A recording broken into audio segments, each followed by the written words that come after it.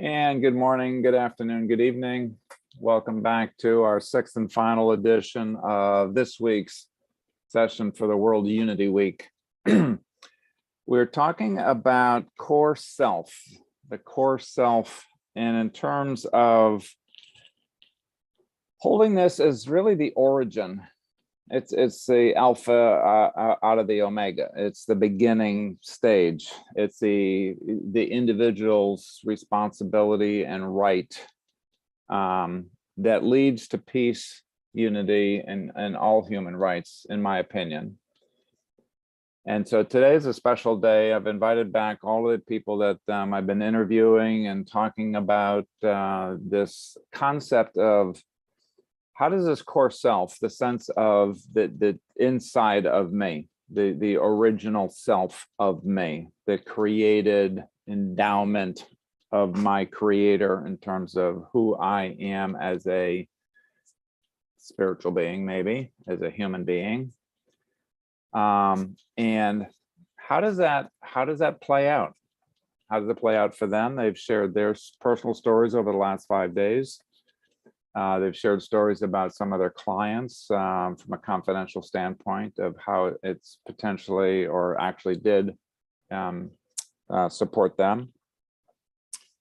So I'm gonna review the manifesto. I created a manifesto this week. I'm so proud of it. This is the Core Self Manifesto. So to reconnect, number one, I have the right to know and pursue the belief that I am a sacred, unique, and life-affirming human being. Number two, to rediscover. I have the right to know and pursue the rediscovery that I have within me. Includes my core values, includes my core life purpose, and includes my core strengths. Number three, to realign.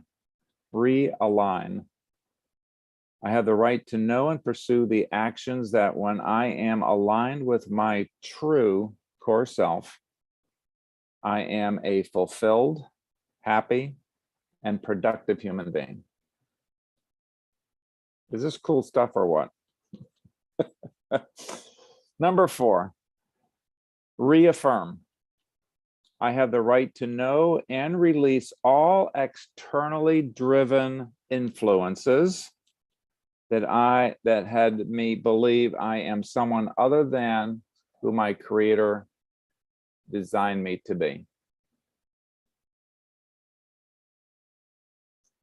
That is a sacred, unique, and life-affirming human being. Number five is to reinforce all of this as I move forward in my life. I have the right to take personal responsibility to remind myself, my small self, my physical self, my conditioned self, and remind my core self that I am a sacred, unique, and life-affirming human being. I was born that way. I am that now, and I will always be that. Finally, to rejuvenate. I have the right to celebrate and rejuvenate the deepest and most personal experience of fulfillment. That I am a sacred, unique, life-affirming human being. Now, the reason I make the manifesto and part of the purpose of continuing to remind me of this, if not you, is I'm human. I forget. I believe, and I've experienced personally, forgetting who I was created to be until my late 30s. Up until my late 30s, I was a programmed, conditioned, socialized, highly educated human being. And I had completely forgotten that there was something deeper inside of me that is what we now call the core self. It got layered upon layer upon layers of what I have to be as an American male, as a baby boomer, as an educated human being, as an executive, as a brother, as a sibling, as a son, and so on and so forth. And so I was operating, the operating system that I was in for almost 4 decades was an operating system that was 40 years old. Part of it worked. Part of it worked. I mean, it wasn't all bad. It wasn't just the ugly of life. There's a lot of things that got passed down from my lineage, from my parents, my grandparents, my great-grandparents, my forefathers, that has served me and continue to serve me really, really well. Couple of examples of that is the emphasis on education, the emphasis of lifelong learning, the idea of being integrous, bringing integrity to all the things that I did as best I could, right? And there's a whole bunch of conditioning that was not particularly helpful, and I've had to unlearn or to replace a lot of those things with that sense of core self, that core life purpose, that core, what am I here to contribute to my planet, my world, people that are immediately around me and people that are halfway around the world. And so that's the journey that we've been on this week, is to re-examine this and say, okay, so first of all, what is the core self? How do we find that? And I'll have checkbox right now, CoreSELFie.com. CoreSELFie, www.CoreSELFie.com. Free download, free access. Give it to all of your friends, family, relatives, anybody that you have at work, everybody, people that you pass by in the street. Make little slips. Go do CoreSELFie. Be a better human being. Help spread the word. And thank you, Andreas and Jean, for smiling at that. Yeah. However you want to disseminate that in your social media, please, yes, everywhere. So we've got a couple of the people that have been willing to be interviewed this week, and I love the two of you coming back. If the other ones come in the class while we're doing this, we'll pin them too. But let me start off with a question in terms of what did you get? What were you reminded of this week, or got strengthened this week, that you have already known about your sense of core self, or the practice of that, or the whatever of that? What were you reminded of or got strengthened this week in contributing in this way to the World Unity Week? Who'd like to take that one first? I'll go. Jean, jump right in. Yeah.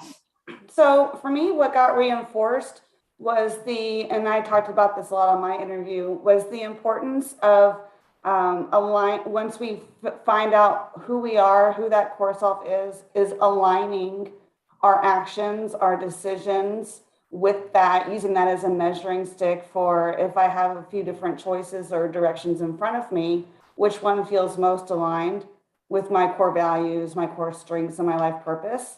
And then the other part that has to do with the human rights that was really reinforced for me was that we all, as unique, magnificent, life-affirming human beings, have the right to pursue happiness. And part of being able to pursue happiness is to know what is it that really makes me happy, that's aligned with my core self. And so going through the process and knowing what it is that really does make us happy, that allows us to fulfill that purpose and to show up as the highest versions of ourselves, as our true expression. And then knowing what makes us happy in order so that we can use and share those core strengths with the world. That was what was reinforced most for me.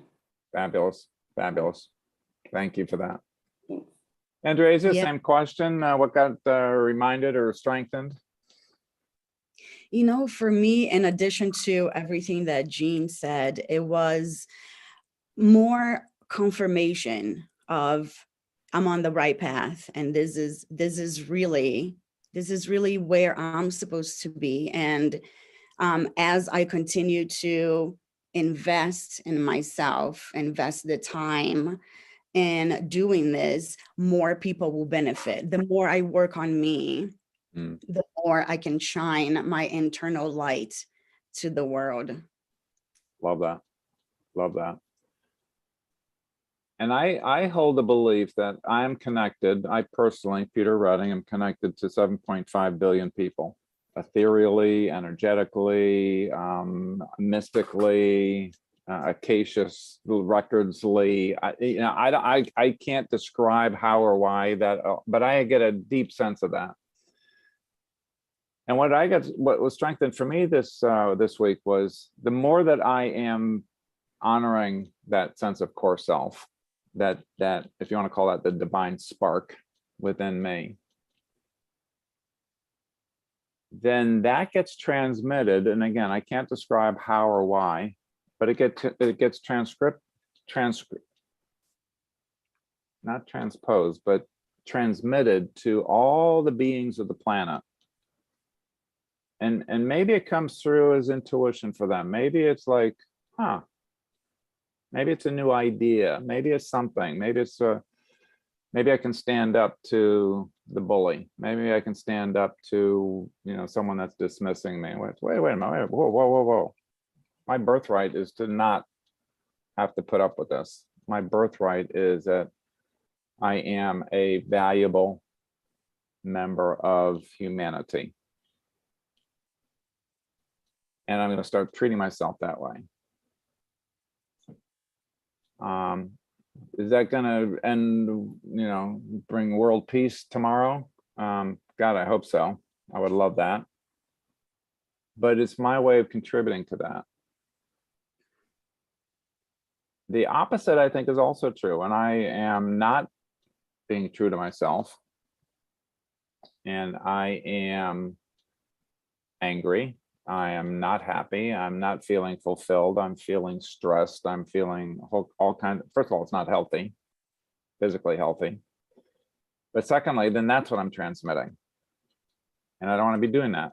So I'm taking uber self-responsibility by taking care of myself. And that was not a concept that I had until I was 37, 38, 39 years old. Before that, my responsibility was taking care of everybody else.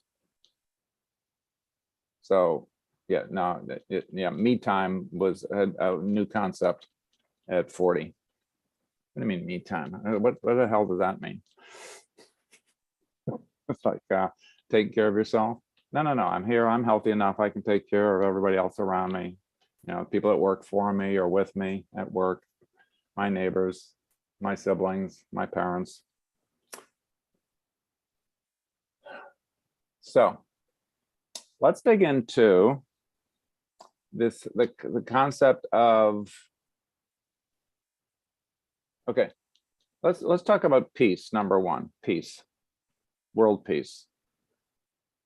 How would you describe who you are and what you're doing and how you're going about doing or being your life? How does that add to your sense of world peace?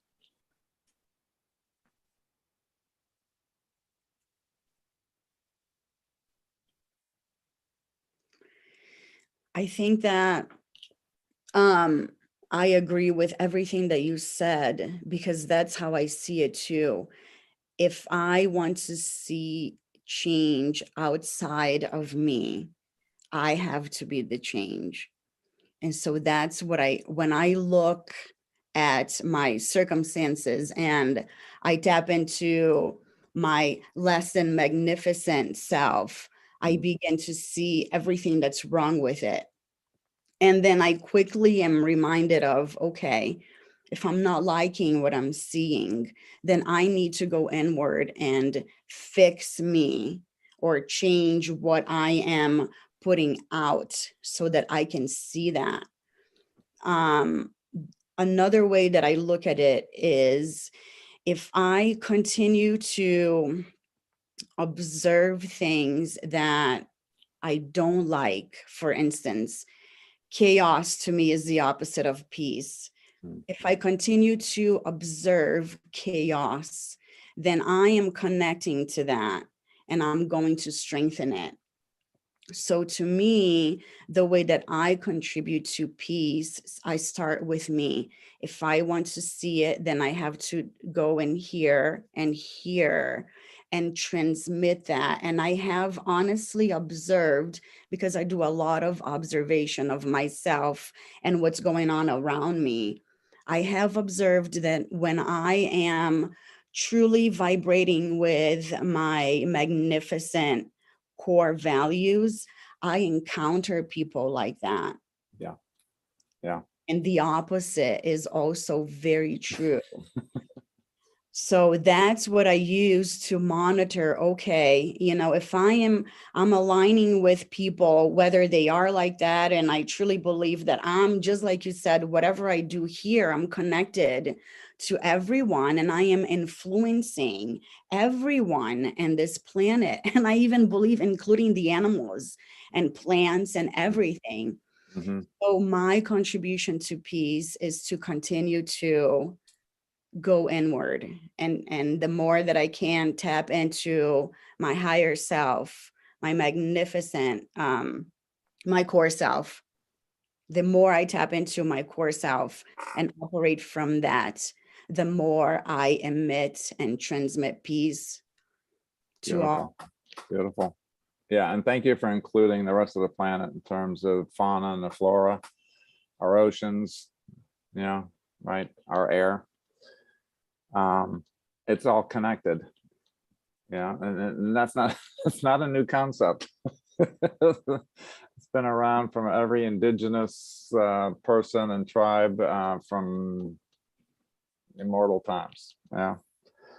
Jean, what about for you? What how does that sense of connectivity, adding to world peace or subtracting from world peace, as the case may be, how does that settle with you?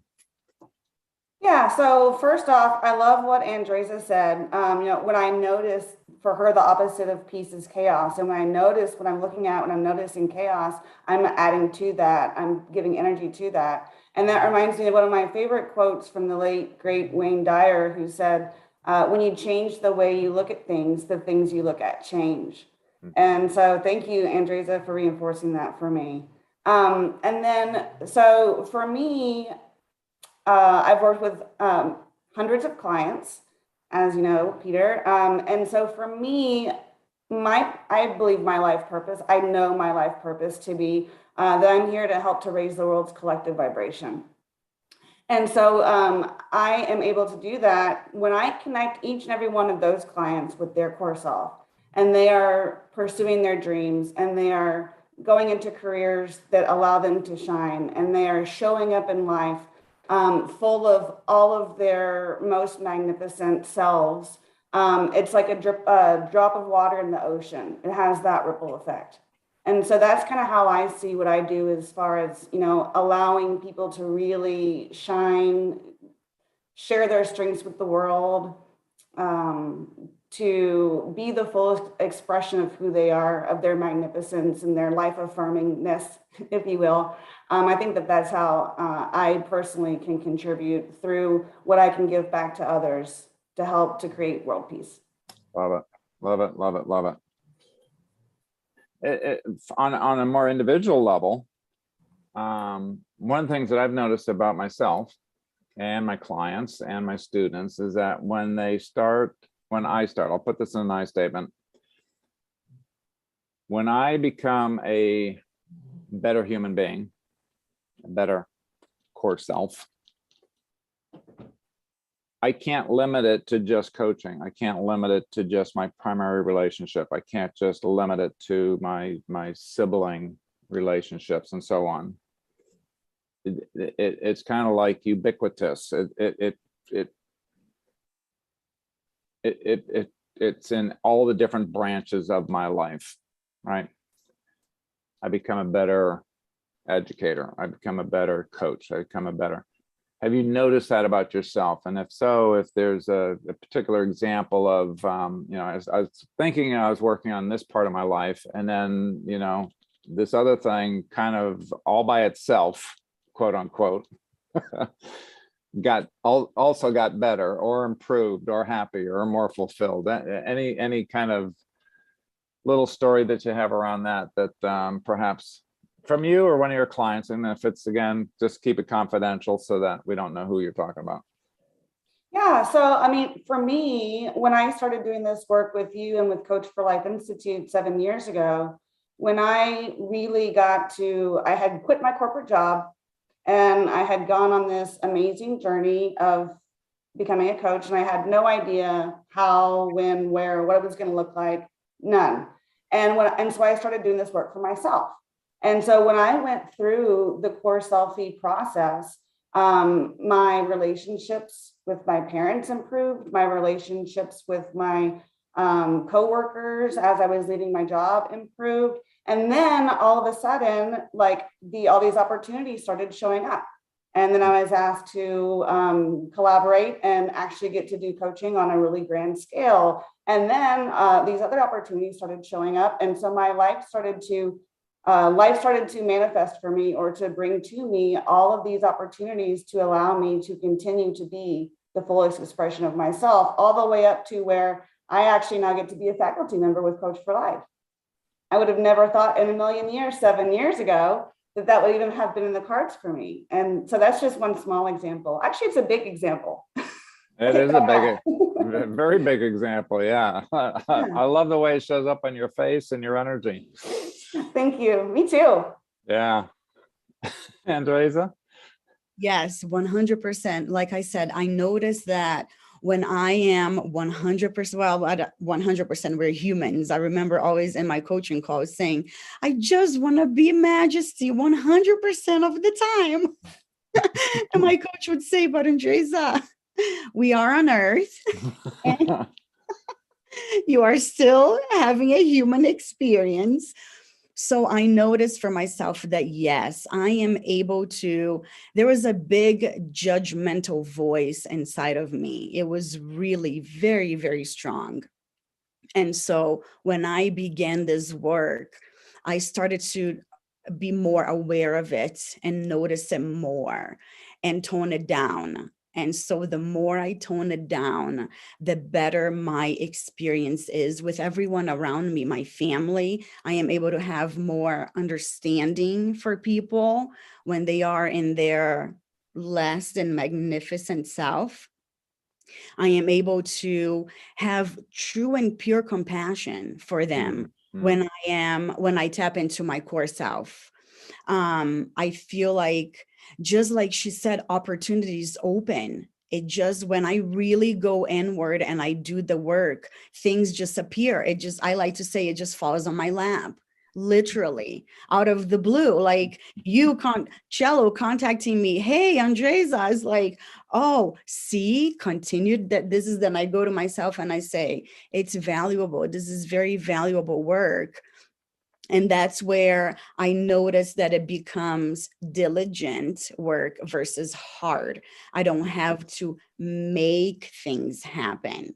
I don't have to go and apply for a job. I actually just recently, last year, I was contacted by an employer out of nowhere. Okay, great. I didn't apply. I didn't do anything. I just went inward, literally. And so that's what it does for me. It draws, just like she said, it draws things to me versus me having to go out and try to attain it.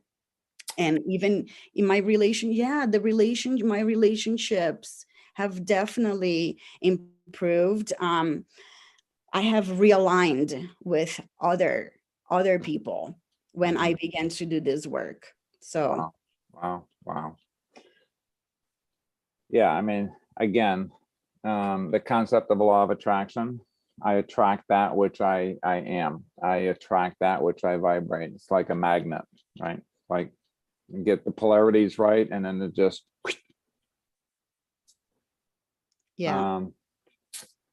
I want to go to our audience and see if there's any specific questions that they would like to have us address, or they're wondering about, or the how-tos of all of this. So if any of you would like to either raise your electronic hands, I'll be able to see them on the Zoom screen that I've got in front of me, or you can put a question in the chat box.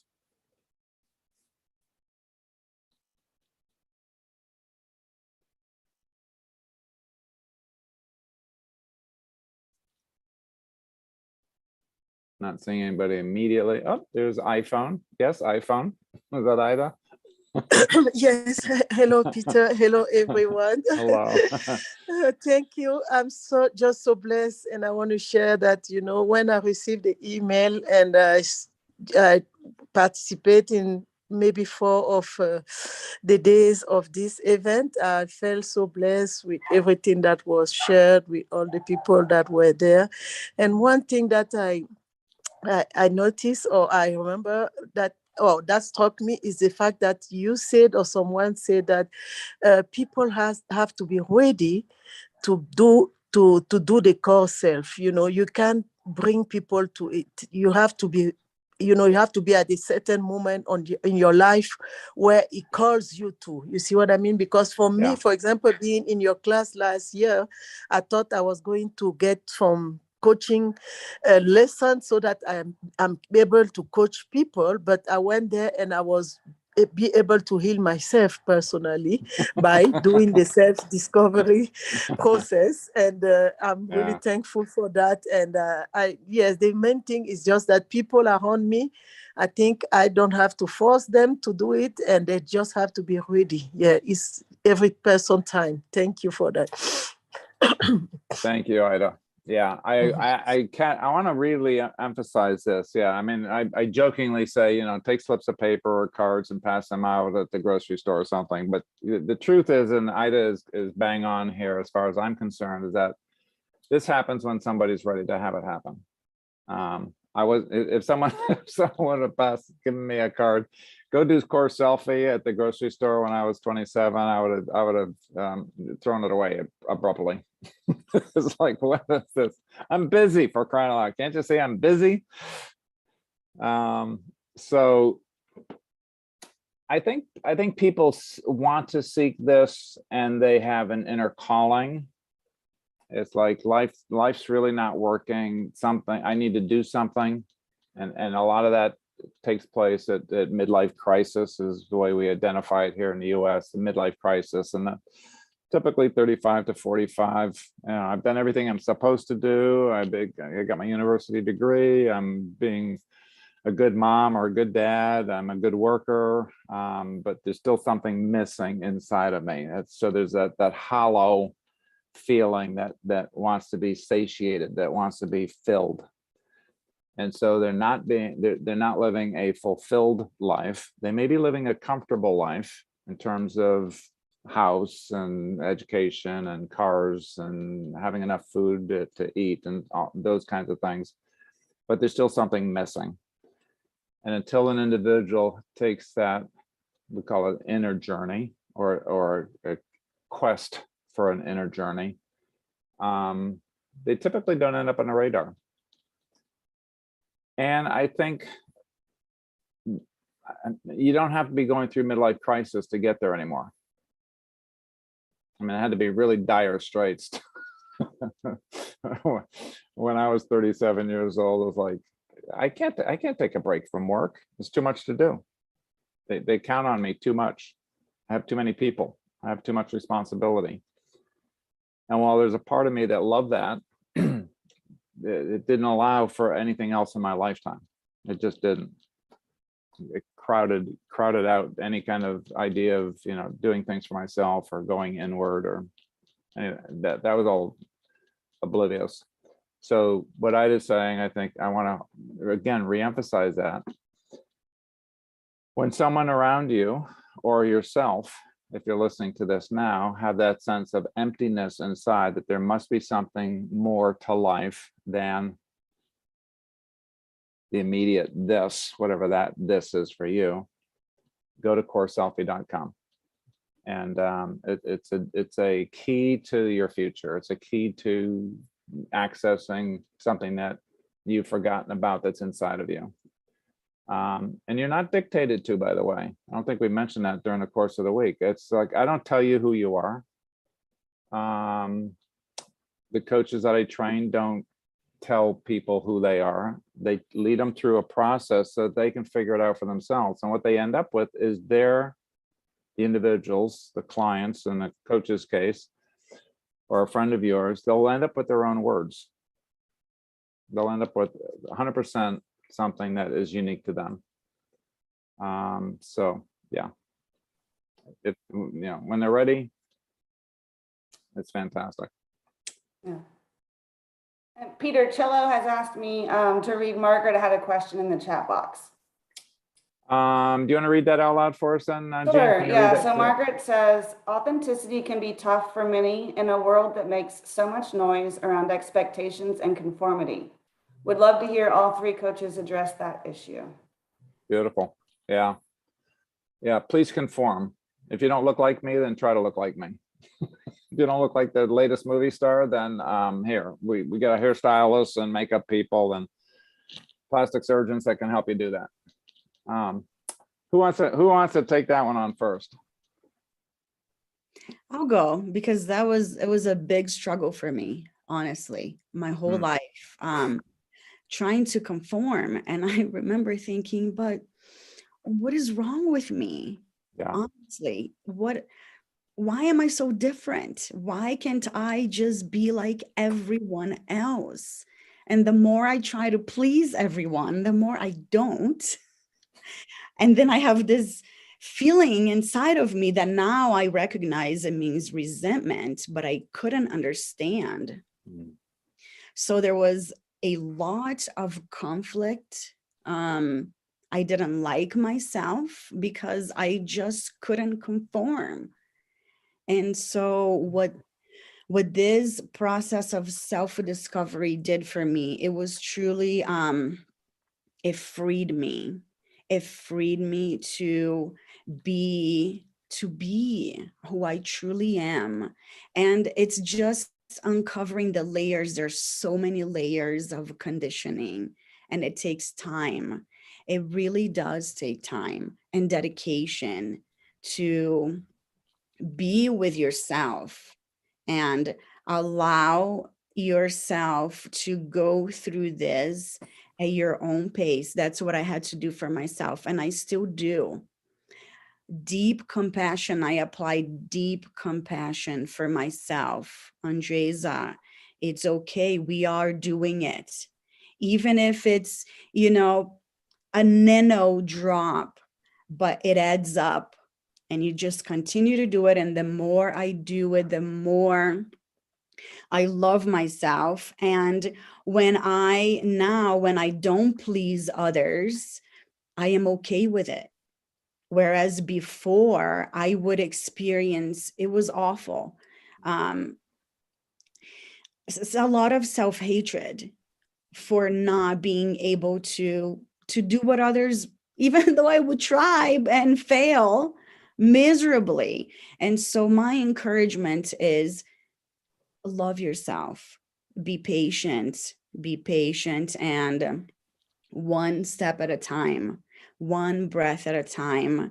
And the more you dig deeper into yourself, the easier it becomes to be in a world that is still asleep. There's a lot of people that haven't had this privilege that we here have had. I feel so blessed and privileged that I found you, Peter, honestly, because I haven't seen this type of work anywhere. And I've been, since 36, I started digging like, oh my gosh, I remember when I had my chaotic experience, something is wrong and I need to figure out what it is. And I know it's me, but I don't know how to go about it, what to do.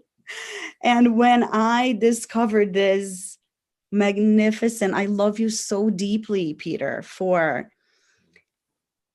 attending, taking the call from within yourself to do this work, to put this work out there, because it really changed my life. I would never, I couldn't. And I still search for other courses, and I still do, because I'm a course junkie, and nothing comes close to this. It really doesn't. So thank you. And I just really encourage everyone to, it's really self-love. It's putting yourself first, and knowing that you're putting yourself first, because you can only truly love another as you love yourself. I believe that. That's what it was for me. So I can only have compassion for somebody when they are acting like my old self, which I still fall into, because I did this work with Andresa. Wow. Well, you almost brought me to tears there. So let me demiss myself. And I received that. Thank you. I do. This is deep and important work. Jean, well, how would you address that sense of juxtaposition between authentic, how do I be my authentic self, and I'm under the pressure of, what the world wants from me, expects from me, demands from me? Mm-hmm. Yeah, the first thing that comes to my mind when I think about conformity is that we all have this, most of us have this fear of being judged. And so we feel we have to conform, otherwise someone won't like me, someone will think that I'm not good enough. All these beliefs and these stories that we get kind of conditioned to fear. And so for me, the first step is to release that fear of being judged. And that it's work. And it really does, as Andresa said, it takes a lot of self-love.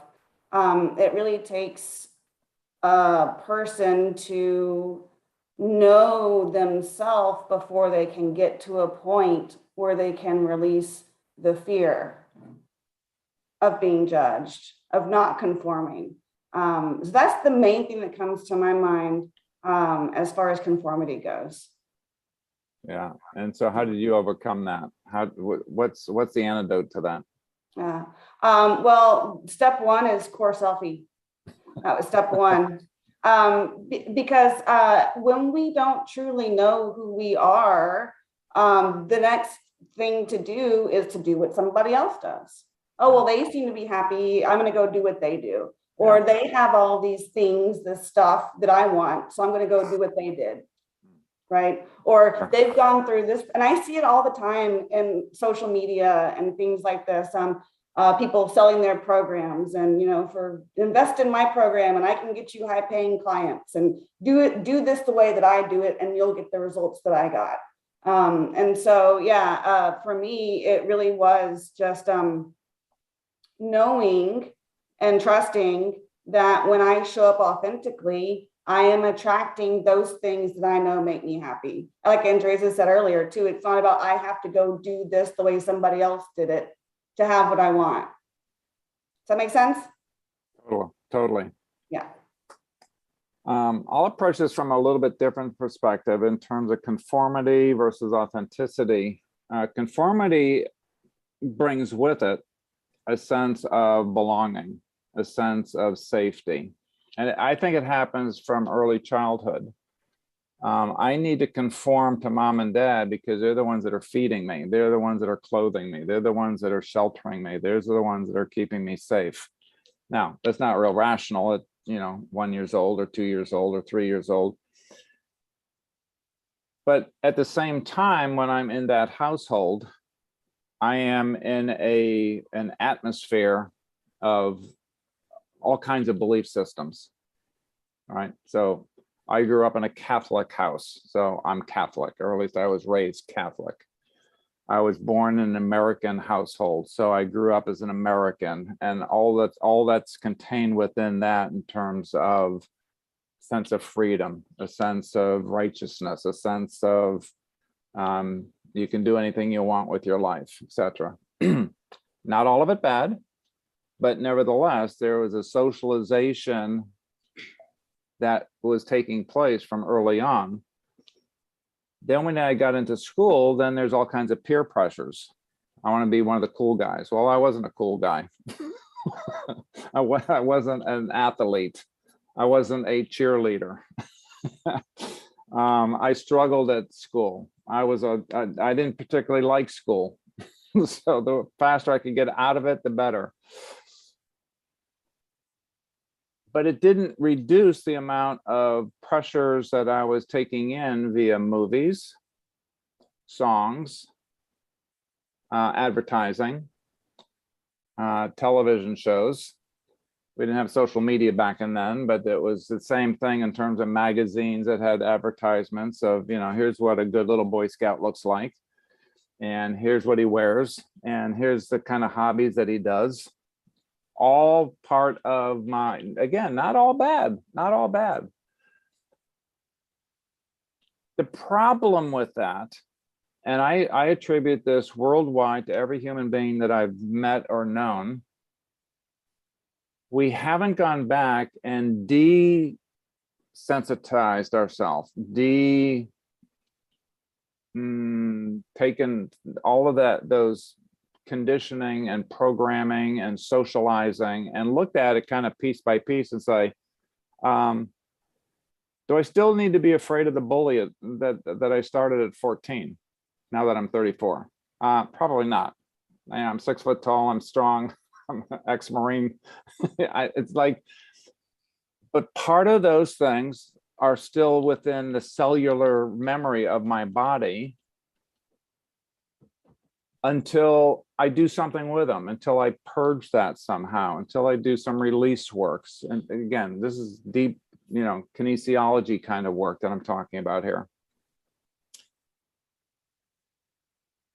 There's still pieces of me at 73 years old that was there at 3 years old and 13 years old and 33 years old and so on.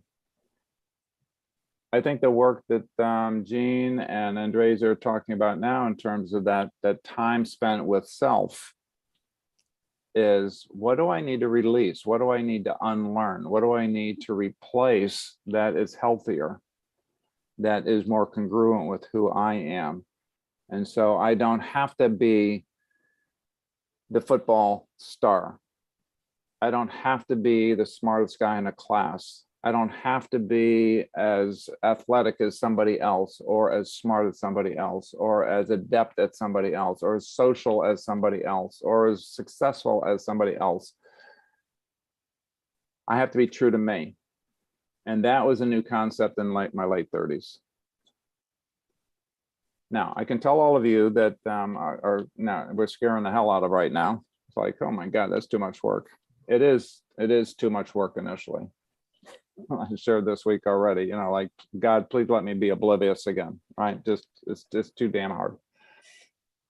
But I can tell you it's worth it. It's worth it 100, 1,000-fold to do this kind of work.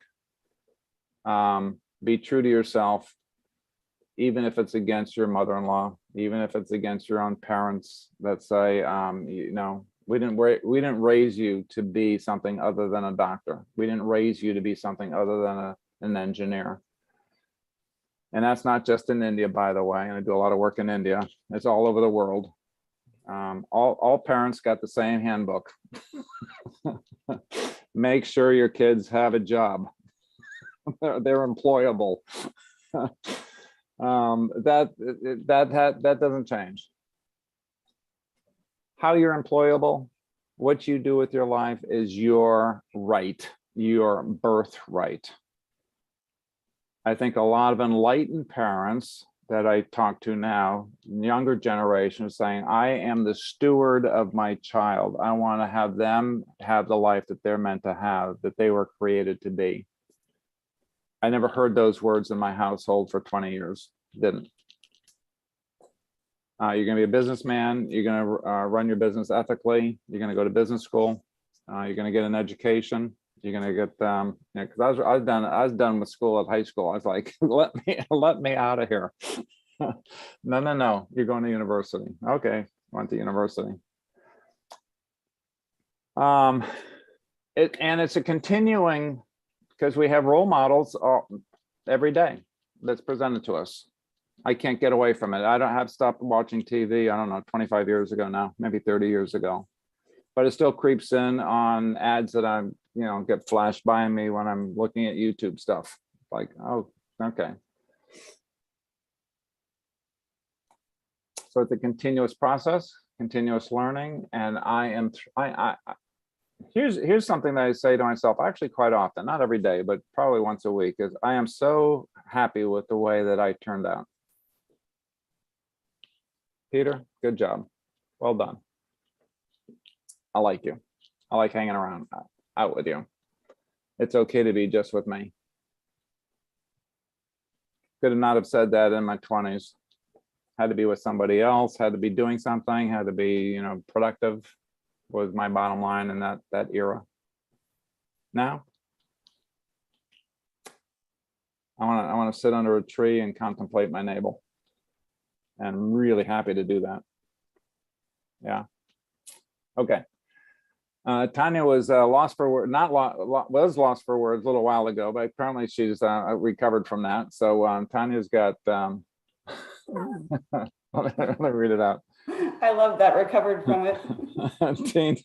Teens often think being me and true to myself means having to disrespect parents, rules, etc., because the rules get in the way of their needs and wants. How would you address this?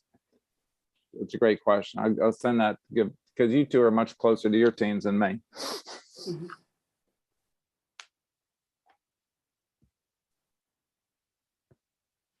Well, I think I'm just rereading, Tanya, thank you for the question. I'm rereading it. The word disrespect is popping out to me. And I think we talked about this on Tuesday, that when we are doing something, when we know ourselves at this very deep level, okay, we know what our fullest expression of us is. We know how we show up authentically, what values we're honoring, what strengths we're using, we're aligned with our purpose. When we make choices from a place of good intention, from a place of being the best human I can be, is completely different from doing something out of spite or doing something just to be rebellious. And so I think there's a big distinction there. And yes, lots of teens do things just to be rebellious or go through phases and things like that. So I think that there needs to be a distinction between and a conversation between where the teen is coming from a place of just wanting to do something different because their hormones are raging or something like this, or when if the teens are really doing this work, which is why it's so important for as young as we can get them to start to get on this journey and do that work, then where they're going to be coming from is going to be a completely different place, in my personal opinion. I agree with that. Yeah, actually, two things I want to emphasize. Number one is the energy behind it. And number two, it's never too early to know yourself. And frankly, they got a whole lot less baggage than somebody that's, older than 14 years old. Yeah. Andrea, anything you want to add to that? Wow, it's hard to add because you both just read my mind. And I was a rebellious child myself because I had to fit in this super tiny box. And so I did rebel. And what I would say to teens is it's a very high price. It's a very high price to operate out of the rebellious side. But like Jean said, the hormones are raging and it's all this, I turned 18. That was me. I turned 18. And now, mother, you're not gonna contain me in this box anymore. And I'm just gonna go bye-bye. But I wasn't really prepared to really go into the world with that kind of attitude, because I drew a lot of painful experiences from myself. So I think what I would like to say to that is I would speak really to the parents and encourage the parents to tap into their higher self and communicate and relate to the teens from that perspective, from the core self perspective. And I truly believe that will influence how the teens behave, honestly, from my personal experience. Yeah. And I can't speak as a parent, but here's what I've heard parents talk about as well, is that I want to protect my child as best I can. I know things that happen in the world that they're not aware of yet. The issue is that there's never a change of relationship, an adult relationship with an adult child. It's like, okay, so you're 18 now, you have every right to go and live where you want to live and live with who you want to live and do what you want to do and all of that business. And so this is a two-way street in my mind. My observation is that how healed or how congruent is the parent or parents or guardians, not necessarily birth parent, but the guardians of this child, how congruent are they living their life purpose? Or are they trying to relive their mistakes and not wanting them to be repeated? And the psychologist that I talked to, it's really fascinating at the age that I'm in, and looking back over what happened with my parents, what happened with my grandparents, is happening with my not my kids, but my siblings and me, right? So we keep repeating stuff because there's no break in who am I really as a parent, and how can I best support my kids to be responsible and take that birthright. And they're going to make mistakes, guess what? Just like me. And that, I think that's a part of the human experience. So I have compassion for parents. I think all parents, especially if you survive the teenage years with your kids, you go straight to heaven, by the way. That's just straight from my lips to God, right? Straight to heaven. Yeah. All right, we have about 4 minutes remaining here. I'm going to give the two of you last word. What do you want to say? I want to say thank you, Peter, for allowing me to join you for this World Unity Week. It's just reinforced so much for me as a coach, for me as a human being. I'm going to be sharing this with everyone I know. I already have been doing that, but it really did just reinforce that we all have this basic human right to know who we are, to celebrate who we are, to align our lives, our decisions with who we are, and that our pursuit of happiness is a really important part of, really, I would say, of adding to or expanding world peace. And we talked about this on Tuesday. If every single human being on the planet was happy every day and was living the life that was their most authentic purpose and was shining their gifts and appreciating the gifts in others, we really would have world peace. We would have a utopia. And so I really hope that our messages, and Andreas's interview was absolutely phenomenal. All of them were. I hope that this gets out and that people really do understand that this is a real, true possibility for everyone on the planet. Amen. Thank you. Thank you. Thank you, Peter. Andrea? I would tag along those magnificent words. And yes, that's what I feel is profound gratitude for the privilege to have been invited to contribute to this. And my wish is the same, that this gets to everyone, because and I love how you labeled this. It's a right. It is a right that I didn't know I had. And so that's the depth of my being, just desires for the whole planet somehow. I don't know how it's going to reach everyone, but I do believe I won eventually it will. And the more, and what it did for me, what this week and this invitation did for me was continue it, Andresa, continue this, because you are influencing people and you are affecting people, whether you know it or not. So my invitation is for us all to continue it. And when times get hard, and it does for me anyway, just press through and keep doing it. And I'm going to share it with everybody as well. And I just send love to everyone. And really my biggest thing is find the space within to love yourself. Just love. Love is truly the antidote to everything. Wow. Thank you. Thank you. And thank you to the other presenters that shared their stories and their insights and their energy during the course of this last week.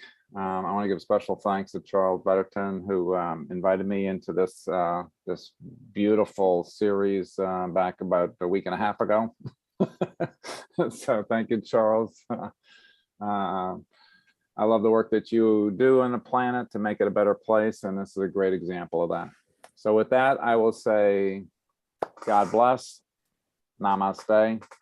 Namaste, by the way, for those of you that aren't familiar with that, is the spirit in me acknowledges and celebrates the spirit in you. That's my definition of that, namaste. So a true namaste from me. Be safe. I'll see you around the planet. Bye, everybody. Bye. Bye.